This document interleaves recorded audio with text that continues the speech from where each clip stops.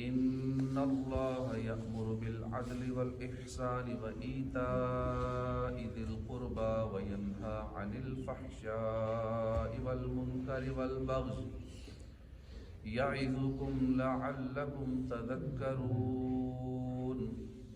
اللہ کے نام سے شروع جو نہایت مہربان رحمت والا۔ بے شک اللہ عدل اور احسان اور رشتہ داروں کو دینے کا حکم فرماتا ہے اور بے حیائی اور ہر بری بات اور ظلم سے منع فرماتا ہے۔ وہ تمہیں نصیحت فرماتا ہے تاکہ تم نصیحت حاصل کرو۔ ان اللہ یأمر بالعدل والاحسان، بے شک اللہ عدل اور احسان کا حکم فرماتا ہے۔ عدل اور انصاف کا عام فہم معنی یہ ہے کہ ہر حقدار کو اس کا حق دیا جائے اور کسی پر ظلم نہ کیا جائے۔ اسی طرح عقائد، عبادات اور معاملات میں افراط و تفریط سے بچ کر درمیانی راہ اختیار کرنا بھی عدل میں داخل ہے۔ جیسے بندہ نہ تو دہریوں کی طرح ہو جائے کہ اللہ کے وجود کا ہی انکار کر دے کہ کوئی ہے ہی نہیں، ہر چیز خود ہی بن گئی ہے۔ کتنے لوگ دہریے ہو رہے ہیں، دہریے ہیں دنیا بھر میں۔ اور نہ مشرکوں کی طرح ہو جائے کہ اللہ کو شریک ٹھہرانے لگے، بلکہ اسے چاہیے کہ وہ اللہ کو موجود، واحد اور لا شریک مانے۔ اسی طرح نہ تو یہ نظریہ رکھے کہ اللہ تعالیٰ مومن بندے کے کسی گناہ کا مواخذہ نہیں فرمائے گا، اور نہ ہی یہ عقیدہ رکھے کہ کبیرہ گناہ کرنے والا ہمیشہ جہنم میں رہے گا، بلکہ یہ عقیدہ رکھے کہ گناہ گار مسلمان کا معاملہ اللہ کی مشیت پر ہے۔ اللہ چاہے تو گناہ گار کو بخش دے، کوئی سزا نہ دے، اللہ چاہے تو اس کو سزا دے، یہ اس کی مرضی ہے۔ یہ نہ سمجھے کہ گناہ گار جو ہے یہ ہمیشہ جہنم میں رہے گا، بندہ یہی عقیدہ بنا لے، تصور بنا لے۔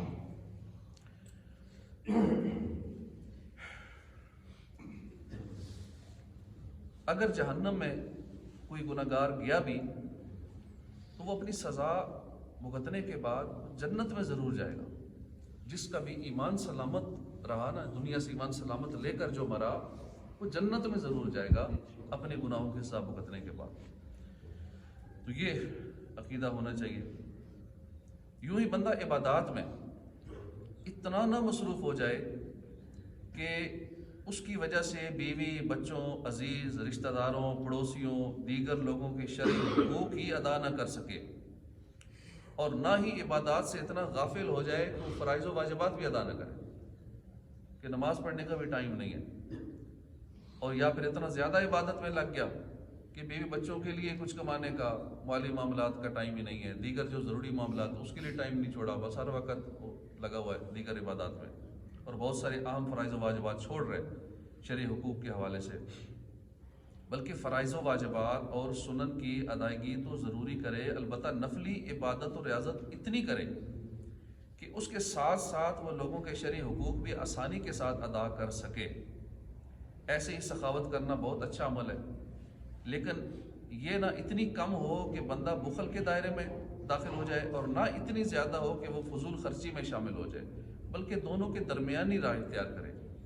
مفسرین نے عدل اور احسان کے ایک اور معنی بھی بیان فرمائے ہیں۔ حضرت عبداللہ بن عباس رضی اللہ تعالیٰ عنہ نے فرمایا کہ عدل یہ ہے کہ آدمی لا الہ الا اللہ کی گواہی دے، اور احسان فرائض کو ادا کرنے کا نام ہے۔ آپ رضی اللہ عنہ ہی سے ایک روایت ہے کہ عدل شرک کو ترک کرنے کا نام ہے، اور احسان یہ ہے کہ اللہ کی اس طرح عبادت کرنا کہ گویا وہ تمہیں دیکھ رہا ہے، اور دوسروں کے لیے وہی پسند کرنا جو اپنے لیے پسند کرتے ہو۔ مثلا اگر وہ مومن ہو تو اس کے ایمان کی برکات کی ترقی تمہیں پسند ہو، اور اگر وہ کافر ہو تو تمہیں یہ پسند آئے کہ وہ مسلمان بن جائے، کافر تمہارا مسلمان بھائی ہو جائے، اور مسلمان کو دیکھے تو کوشش کر یا اللہ اس مسلمان کو نیک بنا دے، اس مسلمان کو اور ترقی عطا فرما، یا اللہ اس مسلمان کے اور جنت میں درجات بلند فرما۔ حضرت عبداللہ بن عباس رضی اللہ عنہ سے ایک روایت ہے کہ عدل توحید کا اور احسان اخلاص کا نام ہے۔ ان تمام روایتوں کا طرز بیان اگرچہ الگ الگ ہے، جدا جدا ہے، لیکن مقصود ایک ہی ہے۔ ابو عبداللہ محمد بن احمد قرطبی رحمۃ اللہ علیہ، ابن عربی رحمۃ اللہ علیہ کے حوالے سے نقل کرتے ہیں، عدل کی ایک قسم وہ ہے جس کا تعلق بندے اور اس کے رب کے درمیان ہے۔ اس کی مثال یہ ہے کہ بندہ اپنے نفس کے مطالبے پر اپنے رب کے حق کو ترجیح دے، اپنی خواہشات پر اس کی رضا کو مقدم کرے، گناہوں سے اجتناب کرے، نیک اعمال بجا لائے۔ عدل کی دوسری قسم وہ ہے جس کا تعلق بندے اور اس کے نفس کے درمیان ہے۔ اس کی مثال یہ ہے کہ بندہ اپنے نفس کو ان چیزوں سے روکے کہ جس میں اس کی ہلاکت ہے، پیروی کرنے والے سے اپنی طمع ختم کر دے اور ہر حال میں قناعت کو اپنے اوپر لازم کر لے۔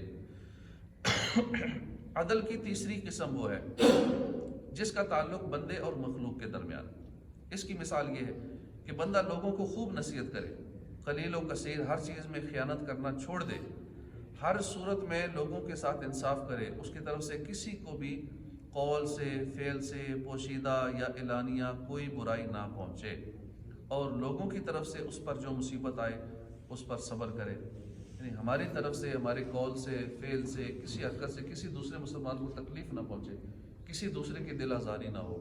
ہاں کوئی ہم پہ ظلم زیادتی کرتا ہے تو اس مصیبت پر، اس آزمائش پر صبر کرے، کیونکہ اللہ صبر کرنے والوں کے ساتھ ہے۔ جس کے ساتھ اللہ ہے تو سب سے بڑا طاقتور اللہ ہے، اس کے لیے کافی ہو جاتا ہے۔ جس کے ساتھ رب ہے، رب ان کے ساتھ ہے جو صبر کرنے والے ہیں۔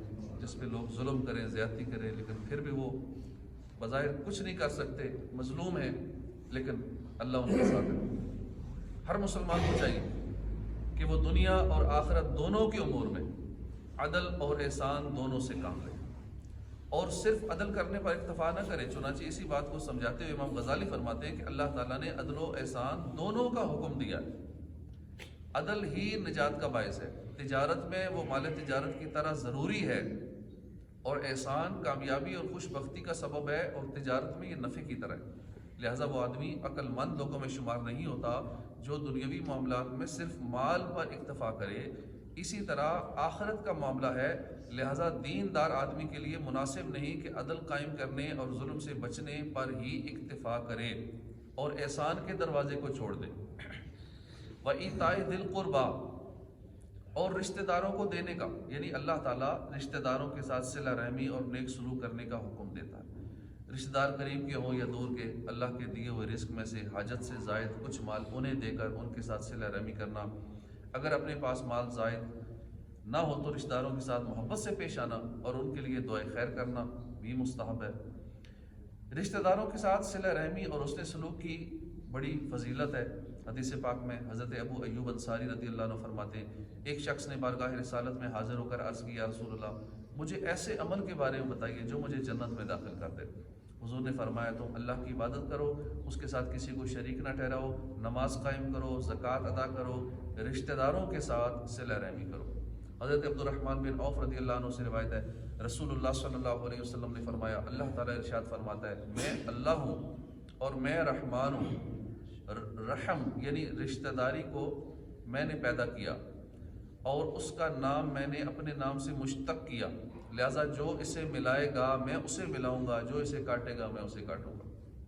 حضرت عاصم رضی اللہ عنہ سے روایت ہے، نبی اکرم صلی اللہ علیہ وسلم نے فرمایا، جس کو یہ پسند ہو کہ عمر میں درازی ہو، رزق میں وسعت ہو اور بری موت دفع ہو، وہ اللہ سے ڈرتا رہے اور رشتہ داروں سے اچھا سلوک کرے۔ وَيَنْهَا عَنِ الْفَحْشَاءِ وَالْمُنْكَرِ وَالْبَغْيِ، اور بے شک اور بے حیائی اور ہر بری بات اور ظلم سے منع فرماتا ہے۔ اس آیت کا خلاصہ یہ ہے کہ اللہ تعالیٰ نے ہر شرمناک اور مذموم قول و فعل سے نیز شرک، کفر، گناہ اور تمام ممنوعات شریعت سے منع فرمایا۔ حضرت سفیان بن عیینہ فرماتے ہیں، فحشاء، منکر اور بغی یہ ہے کہ ظاہر اچھا ہو، باطن ایسا نہ ہو۔ بعض مفسرین نے فرمایا کہ اس پوری آیت میں اللہ تعالیٰ نے 3 چیزوں کا حکم دیا اور 3 سے منع فرمایا۔ عدل کا حکم دیا، عدل اقوال افعال میں انصاف و مساوات کا نام ہے۔ اس کے مقابل فحشاء یعنی بے حیائی ہے، اس سے مراد قبیح افعال ہیں اور اقوال ہیں قبیح۔ احسان کا حکم فرمایا، احسان یہ ہے کہ جس نے ظلم کیا اس کو معاف کر دو، جس نے برائی کی اس کے ساتھ بھلائی کرو۔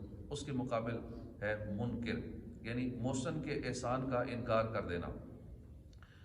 رشتہ داروں کو دینے، ان کے ساتھ صلہ رحمی کرنے اور شفقت و محبت سے پیش آنے کا حکم فرمایا۔ اس کے مقابل ہے بغش، اس کا مطلب اپنے آپ کو اونچا قرار دینا اور اپنے تعلق داروں کے حقوق تلف کرنا۔ یعظکم وہ تمہیں نصیحت فرماتا ہے، یعنی اس آیت میں جس چیز کا حکم دیا گیا اور جس سے منع کیا گیا، اس میں حکمت یہ ہے کہ تم نصیحت حاصل کرو اور وہ کام کرو جس میں اللہ کی رضا ہے۔ سورہ نحل کی آیت، اس آیت مبارکہ سے متعلق حضرت عبداللہ بن مسعود فرماتے ہیں کہ یہ آیت تمام خیر و شر کی بیان کی جامع آیت ہے۔